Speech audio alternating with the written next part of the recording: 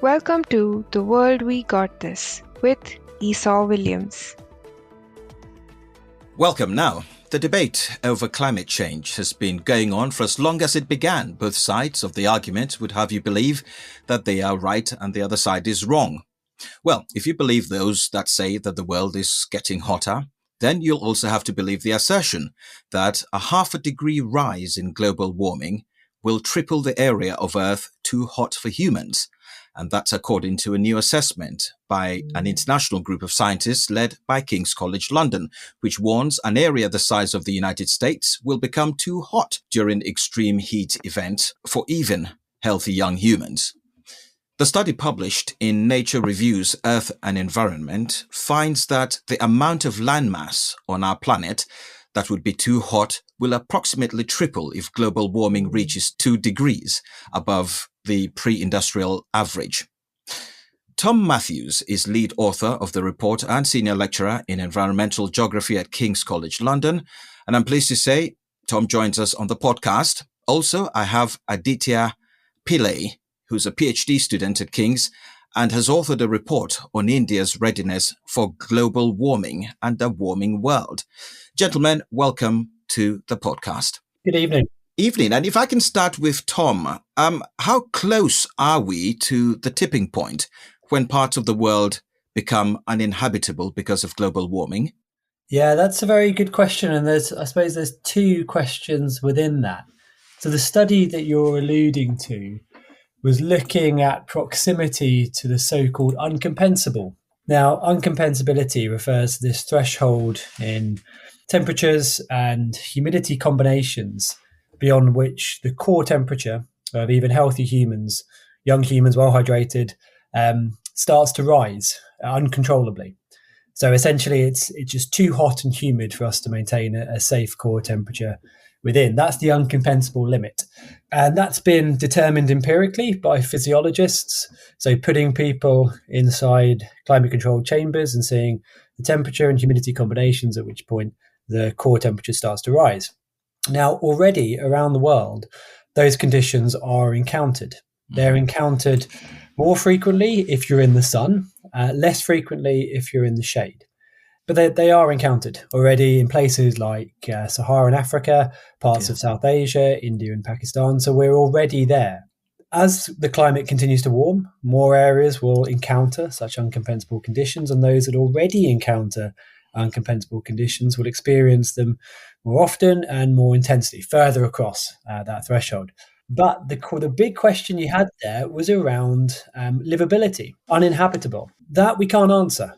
We don't know. We know that people are already enduring such conditions, but what it takes to be unlivable, that's a very difficult question to answer and something that we're working on. Indeed. And talk to us a bit about your assessment. So in the assessment that you took, you basically had teams draw together scientific findings to link physical climate science with heat mortality risk. Tell us more.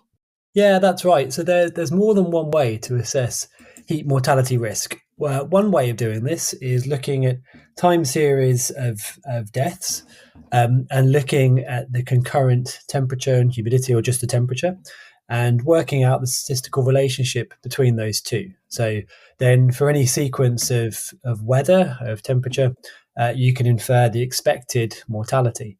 That's tricky, or rather is compromised in a few ways, in that we have to make assumptions about what happens to vulnerability.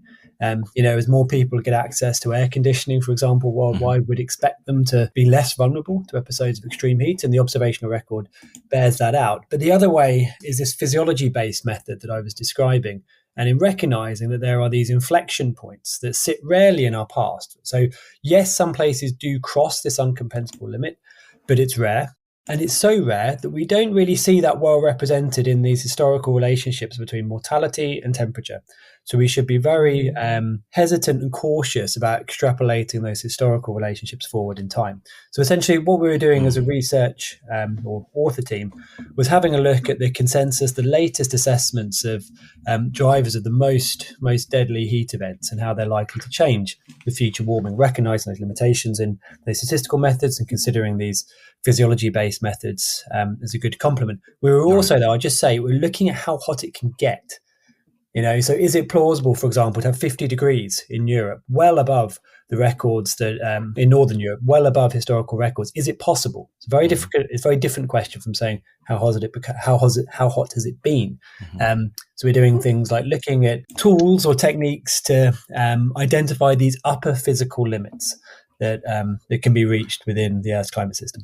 And Aditya, let me bring you in, Aditya Pillai. How, first of all, bad is it? You authored a report on India, whether it was ready for global warming. How bad is it in India and parts of the subcontinent in Asia? Well, we've had a couple of bad years on the trot now. So 2021 was this major heat wave. About 3/4 of the country's landmass had experienced heat wave conditions over a 4-month period, and about 5% of the country's wheat crop was affected because of an early onset of heat. So that export controls that were lifted only a few months ago, believe it or not. And so large-scale economic damage is fairly frequent, but it's mostly invisible, which is a major policy problem. On the other hand, we've seen fairly consistent reporting of mortality connected to what Tom was talking about. But again, one of the issues is how much of it surfaces as heat-related mortality, right? Because heat is notoriously hard to categorize as a heat death for a variety of reasons, because it presents as something else, comorbidities as they call it, because it's hard to build data systems that capture all of this. So you have the term of art is an all-cause mortality study, which actually tries to establish a correlation between temperature levels and mortality, but we have very, very, very few of those. So trying to figure out how bad it is, apart from just stepping outside and feeling your skin burn, is actually quite hard. And it's an area in which there's a considerable amount of investment in methods of policy research. But just as Tom's talking about on the physiology and temperature side, on the policy side, we're quite a long way off from knowing exactly what's going on in the system. And Aditya, how much to an extent is it that there's been a failure, or has there been even a success in terms of implementation of policies and actions that are aimed at reducing extreme heat risks in India, for example? Yeah, that's a good question. The way to think about it is heat policy is a brand new area of policy experimentation. Right, so we've had decades and decades, for example, in trying different things with education policy or health policy. And heat policy is this completely new area. It's cross-sectoral, which means you have to have multiple departments working together, right? A lot of countries invest in health systems, but that's not enough. Health systems sort of absorb the impacts once people are already dying or are sick. You need to make sure they don't die and don't get sick because of the heat. So it's a big cross-sectoral exercise. India sort of was an early leader in terms of establishing heat action plans, and there seems to have been quite a lot of diffusion of heat action plans. We don't actually know the exact number. I think some of the government figures say there's about 100, 150. I've occasionally heard 200, but there's no central repository, so we don't know how many there are. I've personally seen about 41 at this point, which we've sourced directly from the States. But in terms of successes and failures, I think it's a fairly common trend across most developing countries that the investments are being made in short-term actions. So these are emergency responses. And essentially what that means is you make sure water is available to people during a heat wave. Make sure there's a boost in health capacity, health system capacity. Make sure oral rehydration salts are available. Where countries are very seriously lagging, and that's something our report gets to, is these sort of broader long-term structural changes that can help reduce heat risk. And the reason that's important, Esau, is we have a situation on our hands where the heat's only going to get worse.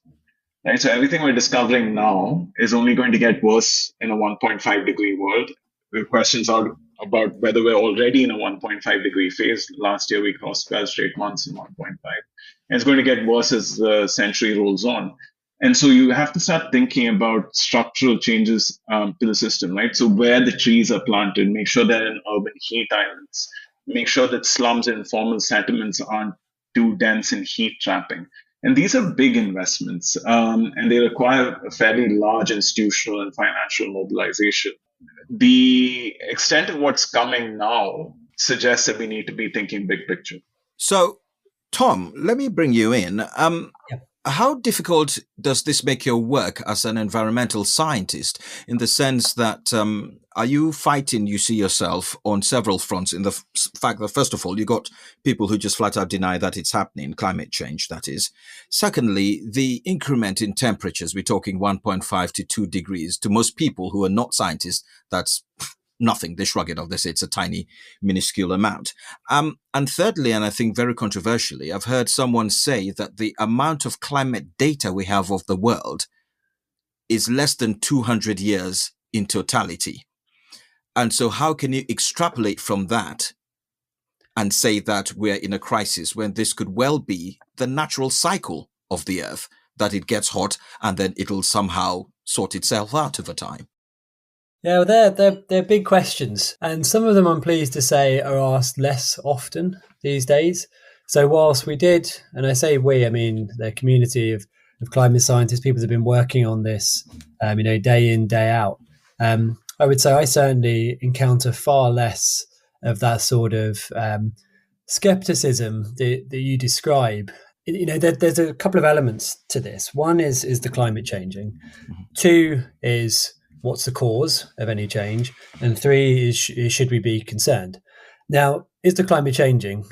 There is just absolutely no room for doubt there. There's a very technical definition of what the climate is. It's just the statistics of weather over some period of integration. And typically that's 20 to 30 years, normally 30 years.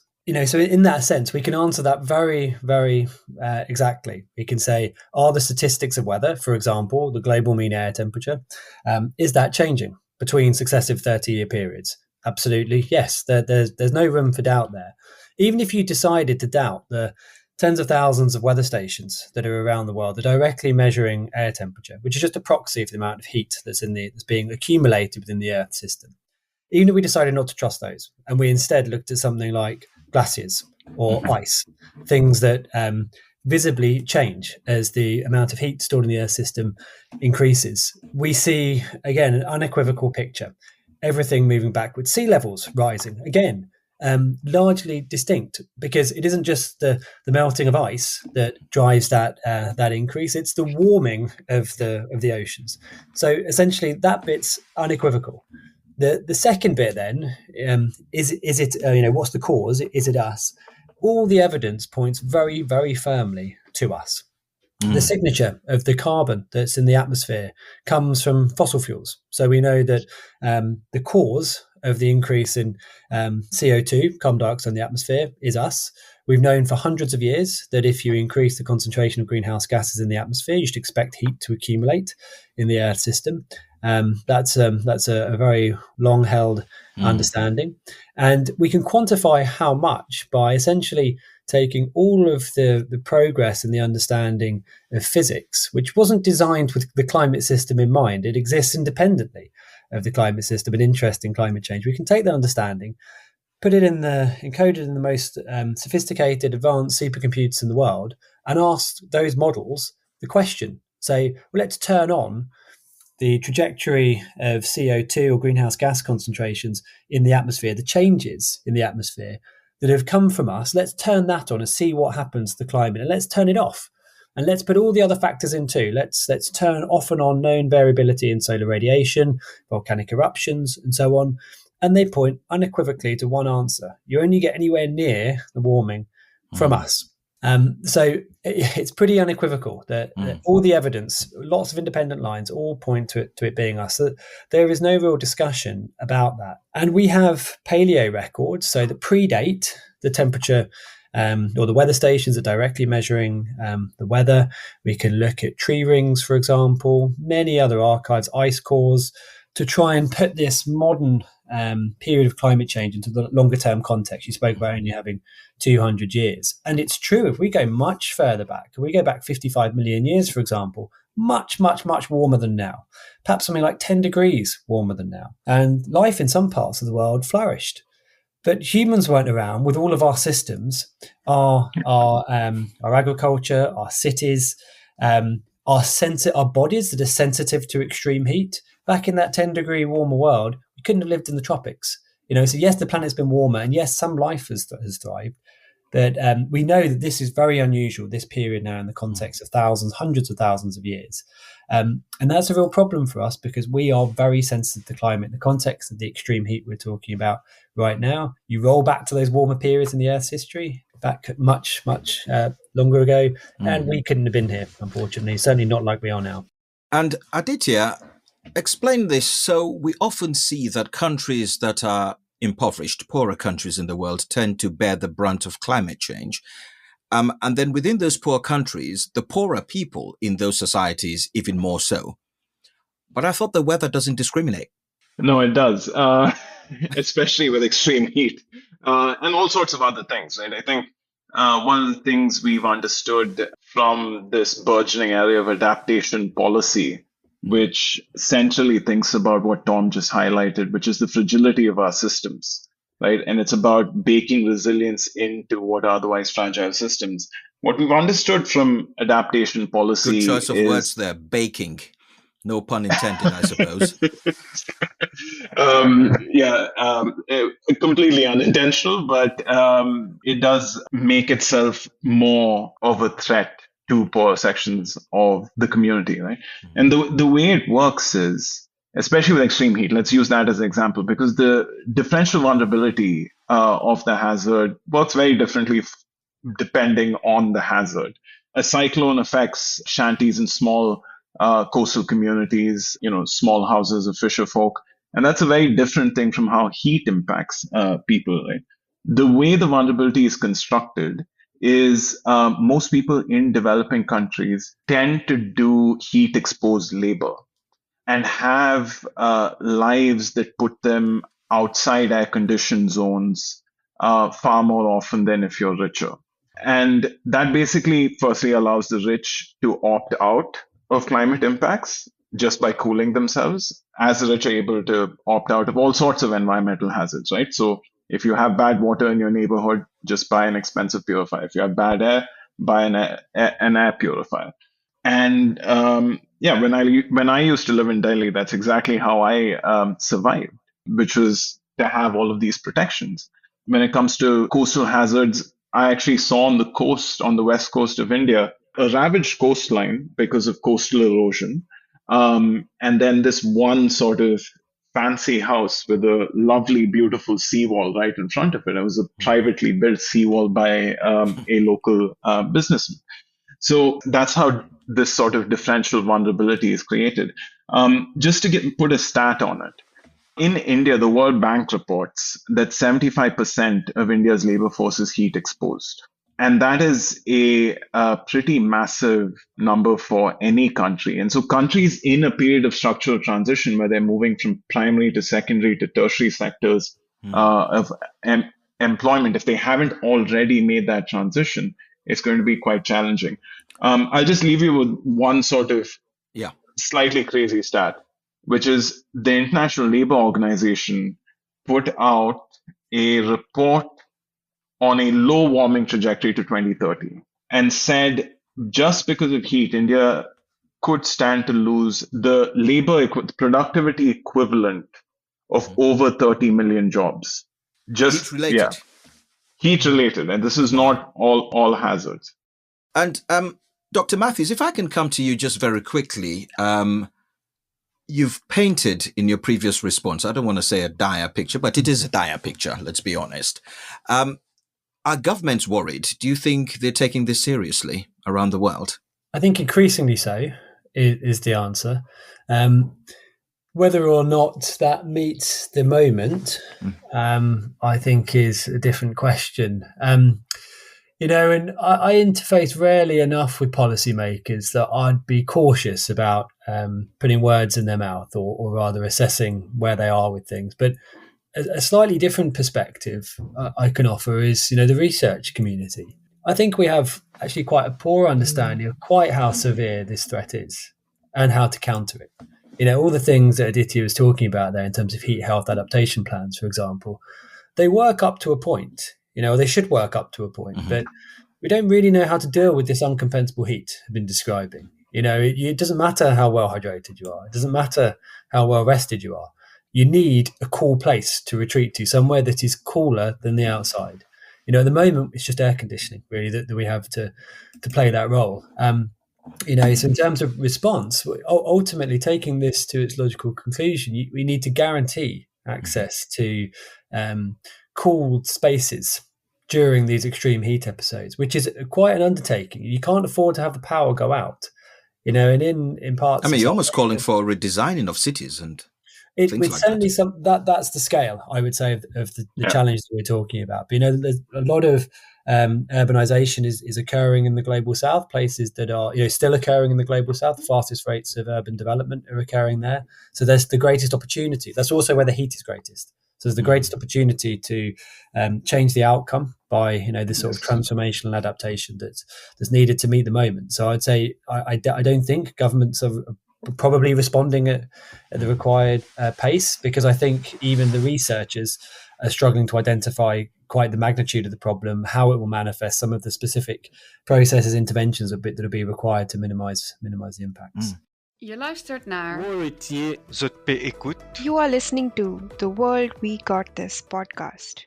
And Aditya, let me just ask, in terms of what the ask is to resolve this problem, we're talking about a almost 180-degree turn in terms of lifestyle. We're going to be flying less to not use jet fuel. That's a big pollutant. We're not going to be consuming beef because apparently cows emit methane. We're not going to be driving diesel cars because they emit fumes that destroy the ozone. You're asking for people, for human beings, being creatures of habit, to suddenly abandon these deeply held luxuries and comforts that creatures on this planet are used to. Yeah, I don't see it as much of a trade-off. I think there's the possibility of creating a vision of a sustainable but fulfilling life where people flourish, right? It's different, sure, but it doesn't mean it's worse. And it's also, Tom used the word transformational adaptation. A lot of these changes can be used, tweaked, engineered in a way that we get more equity rather than less equity, both between countries and within countries, right? So you can do this in a way that reduces inequality. There's a very powerful alternate vision out there about what transformational adaptation could look like. It could lead to the reinforcement of rights that are currently being eroded in very different parts of the world. It could strengthen institutions that need to be supported, including democratic institutions. And it could mean we have cleaner air and cleaner water. And wouldn't that be great? Yeah, so maybe there's some material trade-offs that we have to make. But are we ready for them? For the trade-offs? Yes. Are political systems ready for them? It's possible. I mean, plastic straws have been brought back into the United States, just for starts. That's exactly what I was going to say. It's possible, but it requires mature debate. And it requires reasoned, thoughtful conversation done in good faith. That's what's needed. And the research we're putting out, King's, all the great work Tom's done, these are pieces of evidence that allow us to get to that place of a better life. But we need institutions that are able to hear it. We need institutions that are able to take on the voices of the most vulnerable and craft policy. It's not impossible. There are countries that are doing it. There's states, so even in India, there's so much variation in the system of how different states are behaving. You just talked about the US. The amount they've swung in the span of one election, and the swings back and forth in the span of the last 2 decades would suggest that both visions are possible. And it's just about making sure that we get there. So I'm not as pessimistic about this. Yeah. Let me bring in Dr. Matthews again. So I saw you nodding ferociously there. So I'm assuming then, picking up from what Aditya was saying, do we also, or is there a weakness in efforts to sort of dial back the excesses of climate change, in the sense that each debate in each part of the world, in different societies, is going to have to take on a different form, because certain societies may be more compliant. I mean, take somewhere like the United States, where people believe in freedom, where they think that government shouldn't be in their day-to-day lives. How dare you tell me to use a plastic fork or a paper straw? I want my plastic straws back. Yeah, it's a very interesting question. I mean, firstly, let's zoom out and have a look at where we are. So there was a time when we were headed very much towards 4 to 5 degrees of global warming. Mm-hmm. That's what we're expecting from our emissions trajectory. We're now no longer expected to follow such a trajectory, and I think any assumptions are fraught. But let's just take that as a starting point. So that reflects commitments that governments around the world have made to reduce their emissions. And where has that come from? It's come from this wealth of, as Aditya was talking about, effort to try and, I suppose, illuminate the possible trajectories that we could follow, what their strengths and weaknesses are. Climate change is not the only thing that threatens society. There are, for example, Aditya might know the numbers, but there are still hundreds of millions of people in South Asia without reliable access to energy. So it's a complex picture when we think about the future and the choices to make. But governments around the world have decided and have shown some commitment already to reduce emissions. So we have been bending that curve fast enough to avoid some of the impacts we've been talking about in the context of heat. No, not yet, but progress nonetheless. And where we go from here is extremely uncertain. The US has lurched in terms of its position, its commitment to addressing climate change. It's recently lurched, of course, in a direction that is awful for climate change mitigation. But as you say, if democratic institutions remain strong, people have the freedom to choose. There is every reason to still be hopeful that in illuminating those future trajectories, people decide to choose something that's in the collective interests of all of us, which is ultimately what the job of science is.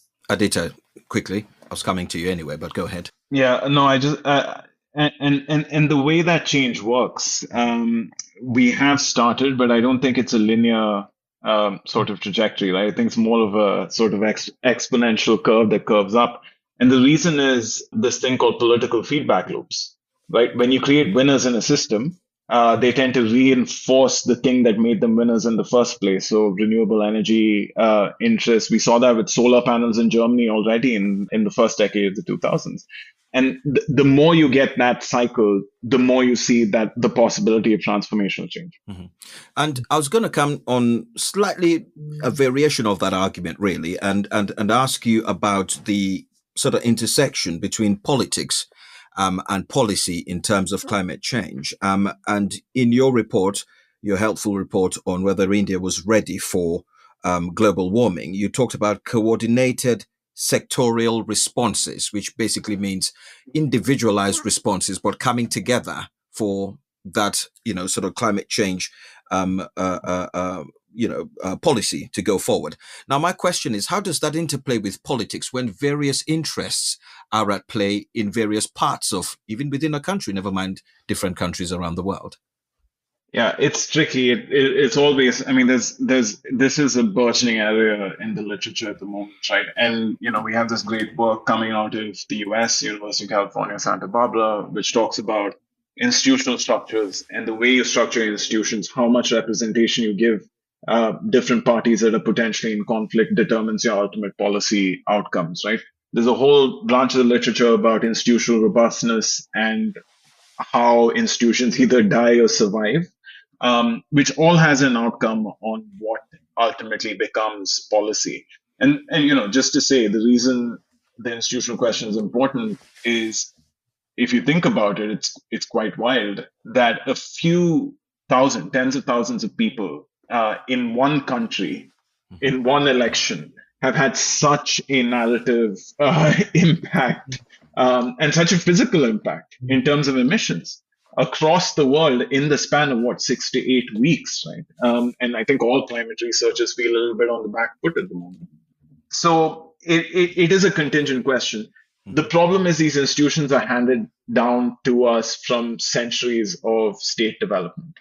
And so we're not creating new climate institutions, they're layered onto things that already exist. So different countries are going to have very different climate policy outcomes based on their institution structures. I'll just make one comment on the adaptation side about extreme heat. A lot of it comes down to local government. And this is something that across the world is a challenge. The money, the capacity usually accrues to the national scale, but it's local governments are going to be dealing with these impacts. And I think one of the grand sort of transformational bargains we're going to have to strike, to use Tom's word, is to think about how layers of the state interact with each other, because we're going to have to find a way to move capacity, money, science, very importantly, the ability to model, the ability to check whether uncompensable limits are being hit or not, and to model economic damage, and indeed to do vulnerability assessments and precisely target policy interventions. None of that's going to come from national state capitals. It's going to have to be thousands of different mobilizations in local governments across the world. And that's a huge, huge undertaking. Good. And Tom, if I can ask, the results of climate change, if it gets to, God forbid, the 2-degree level, to where, sizes of parts of the world, size of the United States, for example, become uninhabitable, the people, they're going to have to go somewhere. There's going to be pressure on migration. People are going to, start taking to, different parts of the world, bring in, again, a new migratory crisis. I think the United Nations even talked about a new form of refugee, environmental refugee or climate change refugee, something along those lines. Are countries baking that into their policies, first of all? And what would the results of those migratory patterns be? Yeah, I mean, this is a question that is often asked. People are very, very keen to hear perspectives on this.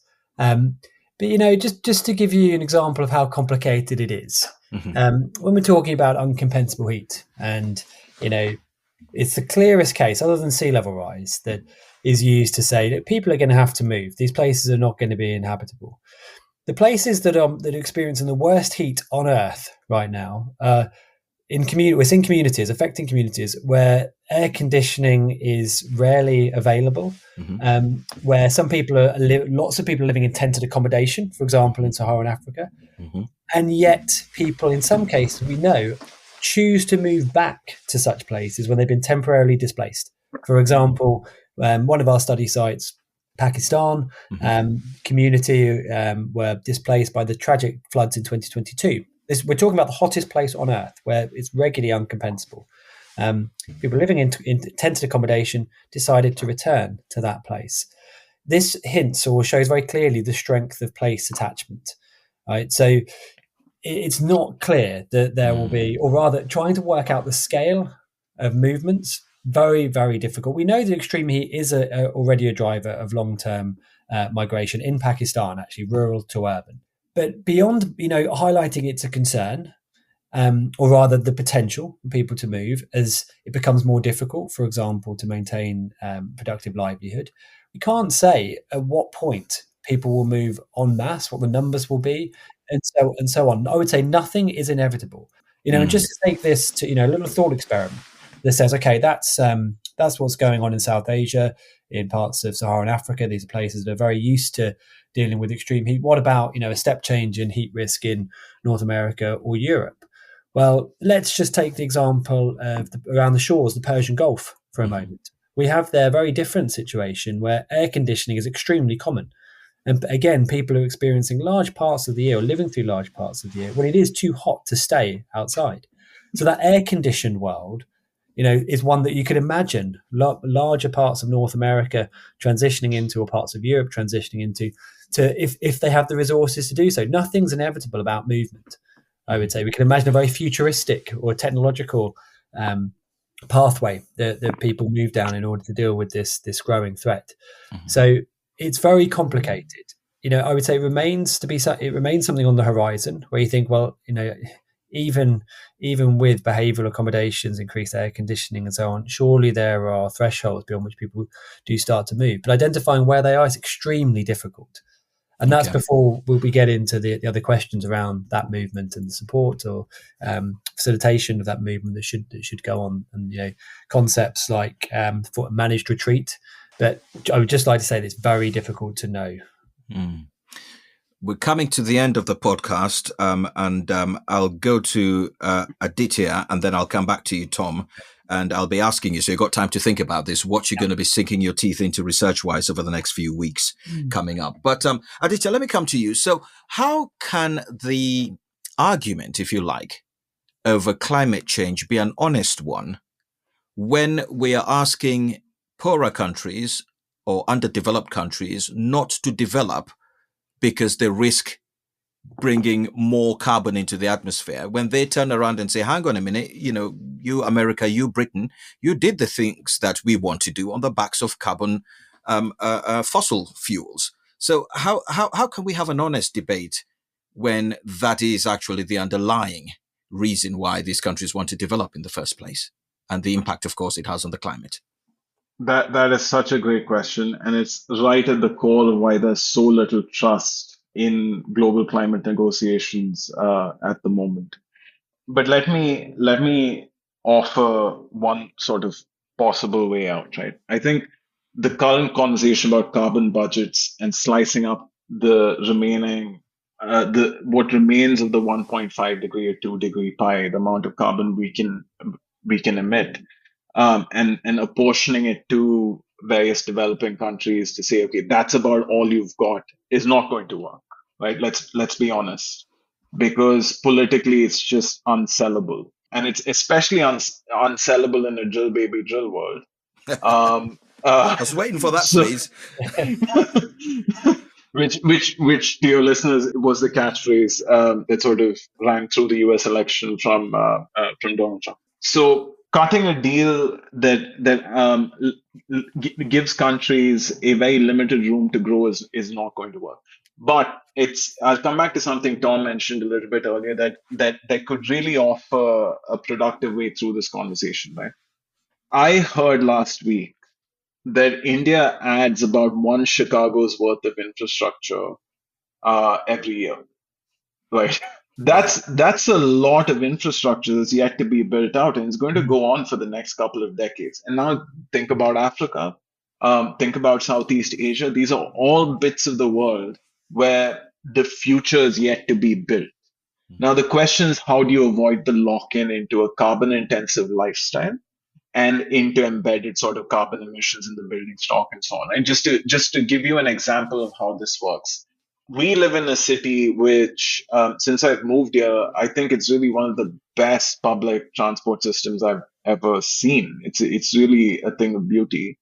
If you could build that into the heart of these cities that are developing across the world, rather than have sort of emission intensive suburban sort of lifestyles without any public transport like the US has, for example, that's one way of avoiding a lock-in. And the way to get there is really a transfer of resources, by which I mean money, technical capacity, and technology from the global north to the global south. And that has to be a good faith effort, because a lot of countries don't have the capacity to get to that future without having the best humanity has to offer at their fingertips and the money to deploy. And so that needs to be done urgently. Unfortunately, the politics is going the other way. Okay. And before I let you go, Aditya, what are you going to be working on your PhD in the coming days and weeks? Well, it's related to a lot of the things you asked about, really, about the politics of this. And I'm trying to figure out why some governments do better at adapting to climate change than others, right? Under what conditions do you actually start getting to this, if not transformational, then at least somewhat sufficient levels of adaptation?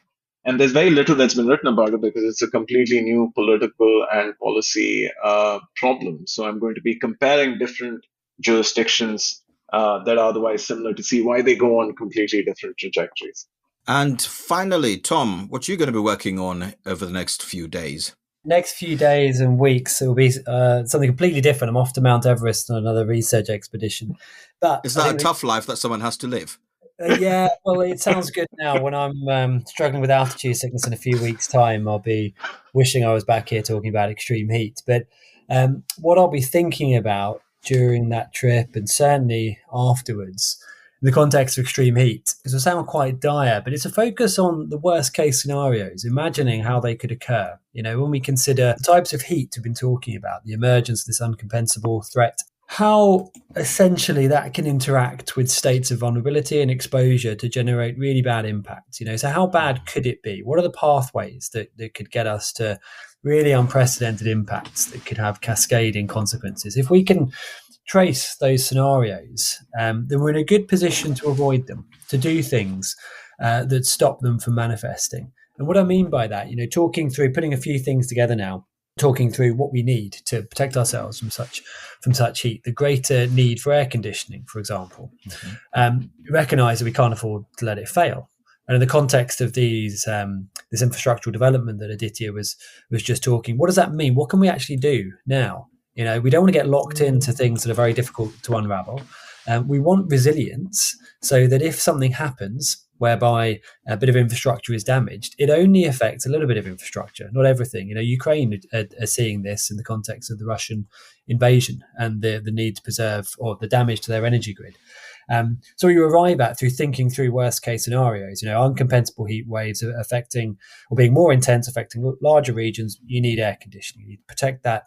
Or you need to provide that at all costs. What can lead to loss of power? It can be other extreme weather events. It can be demand. It can be acts of terror. It can be war. The solution is distributed, small-scale, renewable energy infrastructure. It all fits together quite nicely. So by tracing some of these plausible worst-case scenarios, we can identify well in advance pathways or things we might be able to do early on to reduce the chance of them manifesting. So I'll be spending time thinking about these worst case scenarios so that hopefully they don't occur. Excellent. That's Tom Matthews. He's lead author of the report in Nature Reviews Earth and Environment and senior lecturer in environmental geography at King's College London. And I was also speaking to Aditya Pillai, who is a PhD student also at King's and author of a report on India's readiness for global warming. This is Esau Williams, and until the next time, thank you for the privilege of your company.